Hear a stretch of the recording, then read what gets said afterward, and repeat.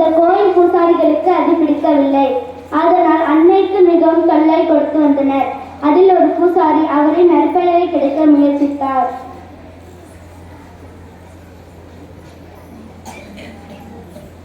இந்த அம்மாவுக்கு வர வேலையே இல்லை. பொழுது விடிஞ்சா அப்படியே கிளம்பிட வேண்டியது. உதவி செய்யறன்ற பேர்ல மதமாற்றம் பண்ண வேண்டியது. இவங்களை பேசாம போலீஸ் கிட்ட சொல்லி கம்ப்ளைண்ட் பண்ணிட வேண்டியதுதான். மறுநாள் தன் சொல்லியபடியே சில காவலர்களோடு பூசாரியும் அன்னையின் சேவை இல்லத்தில் அங்கே என்ன நடக்கிறது என்பதை காண உள்ளே சென்றனர். அங்கே அவர்கள் கண்ட காட்சி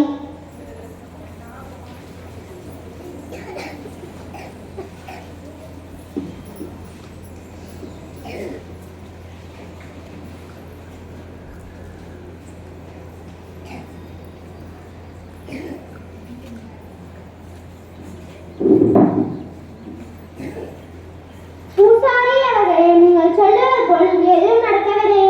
அவர்கள் தங்களின் வேலையை தானே செய்து கொண்டிருக்கிறார்கள்.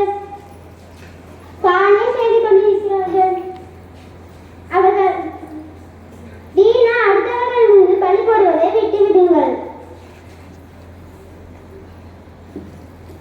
அச்சோ,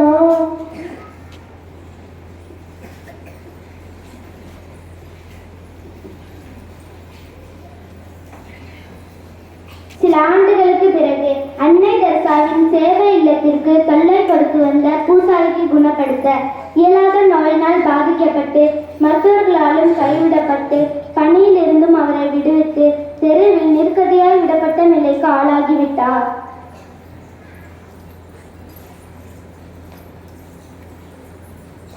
ஐயோ, யாருமின்றி அனாதையாய் கிடைக்கிறாரே, இவரை தூக்கி நம் சேவை நிலையத்திற்கு கொண்டு வாருங்கள்.